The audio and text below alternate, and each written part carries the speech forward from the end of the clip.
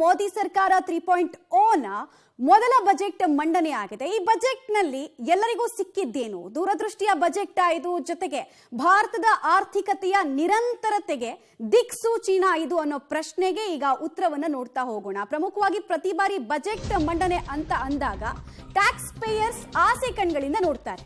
So ಏನಾಗಿದೆ ಹಾಗಾದ್ರೆ ಈ ಬಜೆಟ್ ನಲ್ಲಿ? ಕ್ವಿಕ್ ಆಗಿ ಹೇಳ್ತಾ ಹೋಗೋದಾದ್ರೆ, ಕೇಂದ್ರ ಬಜೆಟ್ ನಲ್ಲಿ ಸಂಬಳ ತೆಗೆದುಕೊಳ್ಳುವಂತಹ ವರ್ಗಕ್ಕೆ ಅಂದ್ರೆ ಮಿಡಲ್ ಕ್ಲಾಸ್ ಎಂಪ್ಲಾಯೀಸ್ಗೆ ಬಂಪರ್ ಅಂತ, ಹೊಸ ತೆರಿಗೆ ಪದ್ಧತಿ ಅಡಿಯಲ್ಲಿ ಅಂದ್ರೆ ಈಗ ಆಲ್ರೆಡಿ ಎಕ್ಸಿಸ್ಟಿಂಗ್ ಇರುವಂತಹ ತೆರಿಗೆ ಪದ್ಧತಿಯಲ್ಲಿ ಒಂದಷ್ಟು ಚೇಂಜಸ್ ಅನ್ನ ಕೇಂದ್ರ ಮಾಡೋದಕ್ಕೆ ಹೊರಟಿದೆ. ಈ ಮೂಲಕ 17,500 ರೂಪಾಯಿ ಸೇವಿಂಗ್ಸ್ ಆಗುತ್ತೆ ಅನ್ನೋ ಲೆಕ್ಕಾಚಾರವನ್ನ ಇವತ್ತು ವಿತ್ತ ಸಚಿವೆ ನಿರ್ಮಲಾ ಸೀತಾರಾಮನ್ ಅವರು ಬಜೆಟ್ ಮಂಡನೆ ಸಂದರ್ಭದಲ್ಲಿ ಡೈರೆಕ್ಟ್ ಟ್ಯಾಕ್ಸ್ ಪೇಯರ್ಸ್ಗೆ ಸಂಬಂಧಪಟ್ಟಂತೆ ತಿಳಿಸಿದ್ರು. ತೆರಿಗೆ ಸ್ಲ್ಯಾಬ್ಗಳಲ್ಲಿ 1 ಲಕ್ಷವನ್ನ ಹೆಚ್ಚಿಸಿ ಅಂದ್ರೆ ಒಂದು ಎಕ್ಸ್ಟೆನ್ಷನ್ ಅನ್ನ ಕೊಟ್ಟಿದ್ದಾರೆ. ಎಕ್ಸ್ಟೆನ್ಷನ್ ಹೇಗೆ ವರ್ಕ್ ಆಗುತ್ತೆ ಅನ್ನೋದ್ರ ಡೀಟೇಲ್ಸ್ ಈಗ ನೋಡ್ತಾ ಹೋಗೋಣ. ಸೊ ಹಿಂದೆ ಕೂಡ 3 ಲಕ್ಷದ ತನಕ ಯಾವುದೇ ಟ್ಯಾಕ್ಸ್ ಅನ್ನು ಕಟ್ಟಂಗಿರ್ಲಿಲ್ಲ. ಈಗಲೂ ಆ ಪದ್ಧತಿ, ಆ ಸ್ಲ್ಯಾಬ್ ಅನ್ನ ಟಚ್ ಮಾಡೋಕ್ ಹೋಗಿಲ್ಲ. ಸೊ ಅದು ಕಂಟಿನ್ಯೂ ಆಗ್ತದೆ. 3 ಲಕ್ಷ ತನಕ ನೀವೇನಾದ್ರೂ ಸ್ಯಾಲರಿನ ಡ್ರಾ ಮಾಡ್ತಾ ಇದ್ರೆ, ಆದಾಯ ಬರ್ತಾ ಇದ್ರೆ, ನಿಮ್ಗೆ ಯಾವುದೇ ತೆರಿಗೆಯನ್ನ ನೀವು ಕಟ್ಟಂಗಿಲ್ಲ. 3 ರಿಂದ 7 ಲಕ್ಷದವರೆಗೂ ನಿಮ್ಮ ಸ್ಯಾಲರಿ ಈ ನಂಬರ್ ಅಲ್ಲಿ ಬೀಳ್ತಾ ಇದ್ರೆ ಅಥವಾ ನಿಮ್ಗೆ ಇಷ್ಟು ಆದಾಯ ಇದ್ರೆ 5% ಅಷ್ಟು ಟ್ಯಾಕ್ಸ್ ಅನ್ನು ಪೇ ಮಾಡಬೇಕು. ಸೊ ಇಲ್ಲಿ ಹಿಂದೆ ಇದ್ದಿದ್ದು 3 ರಿಂದ 6 ಲಕ್ಷದ ಸ್ಲ್ಯಾಬ್. ಸೊ 1 ಲಕ್ಷ ಎಕ್ಸ್ಟೆನ್ಷನ್ ಅನ್ನ ನೀವು ಗಮನಿಸ್ತಾ ಇದ್ದೀರಾ. ಅದು ಬಿಟ್ರೆ 7 ರಿಂದ 10 ಲಕ್ಷ ಆದಾಯವನ್ನ ನೀವು ವಾರ್ಷಿಕವಾಗಿ ಗಳಿಸ್ತಾ ಇದ್ರೆ 10% ಟ್ಯಾಕ್ಸ್ ಅನ್ನ ನೀವು ಸರ್ಕಾರಕ್ಕೆ ಪೇ ಮಾಡಬೇಕಾಗತ್ತೆ. 10 ರಿಂದ 12 ಲಕ್ಷವನ್ನ ನೀವೇನಾದ್ರೂ ಆದಾಯವನ್ನ ಗಳಿಸ್ತಾ ಇದ್ರೆ ವರ್ಷದಲ್ಲಿ 15% ಟ್ಯಾಕ್ಸ್ ಅನ್ನ ಕಟ್ಟಬೇಕಾಗತ್ತೆ.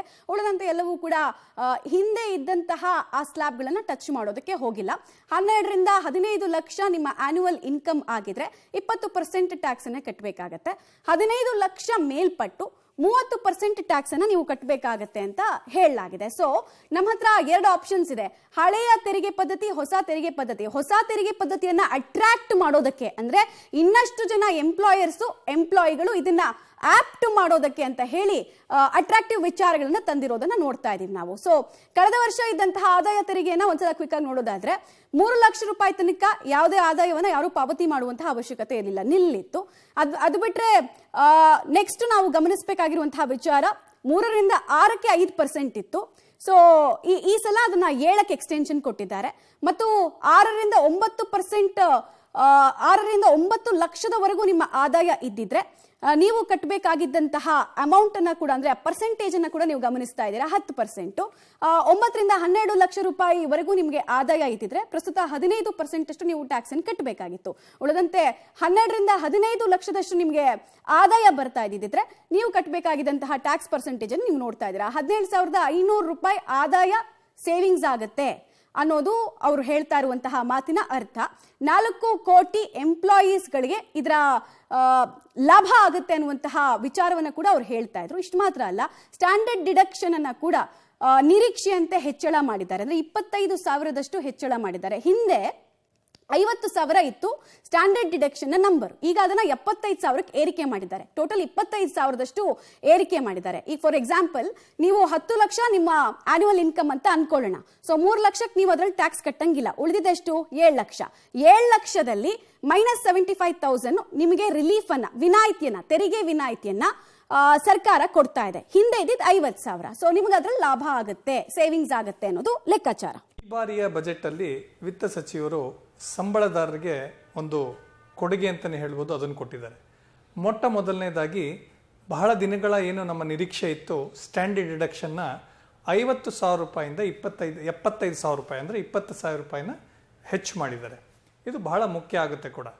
ಎರಡನೇದಾಗಿ ತೆರಿಗೆ ಸ್ಲ್ಯಾಬ್ ದರಗಳೇನಿತ್ತು ಅದರಲ್ಲೂ ಕೂಡ 1 ಲಕ್ಷನ ಜಾಸ್ತಿ ಮಾಡಿದ್ದಾರೆ. ಅಂದರೆ ಹೋದ ವರ್ಷ ನಿಮ್ಮ ಆದಾಯದಲ್ಲಿ 3 ಲಕ್ಷದಿಂದ 6 ಲಕ್ಷದ ಆದಾಯಕ್ಕೆ ಮೊದಲ 3 ಲಕ್ಷಕ್ಕೆ ತೆರಿಗೆ ಇದ್ದಿಲ್ಲ.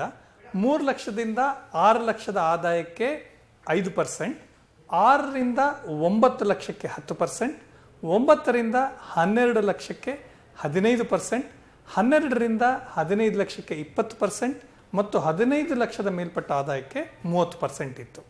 ಈ ಬಾರಿ ಬಜೆಟ್ ಅಲ್ಲಿ ಕೊಡುಗೆ ಏನಪ್ಪಾ ಅಂತಂದ್ರೆ ಸ್ಟ್ಯಾಂಡರ್ಡ್ ಡಿಡಕ್ಷನ್ನ 25,000 ರೂಪಾಯಿ ಜಾಸ್ತಿ ಮಾಡಿದ್ದಾರೆ ಮತ್ತು 3 ರಿಂದ 6 ಇದ್ದಂತಹ ತೆರಿಗೆ ಸ್ತರವನ್ನ 7 ಲಕ್ಷಕ್ಕೆ ಮಾಡಿದ್ದಾರೆ. ಅಂದ್ರೆ 1 ಲಕ್ಷ ಆದಾಯಕ್ಕೆ ನಿಮಗೆ 5% ತೆರಿಗೆ ಕಡಿಮೆ ಆಗುತ್ತೆ. ಅಂದರೆ ಈಗ 3 ಲಕ್ಷದಿಂದ 7 ಲಕ್ಷಕ್ಕೆ 5%, 7ರಿಂದ 10 ಲಕ್ಷಕ್ಕೆ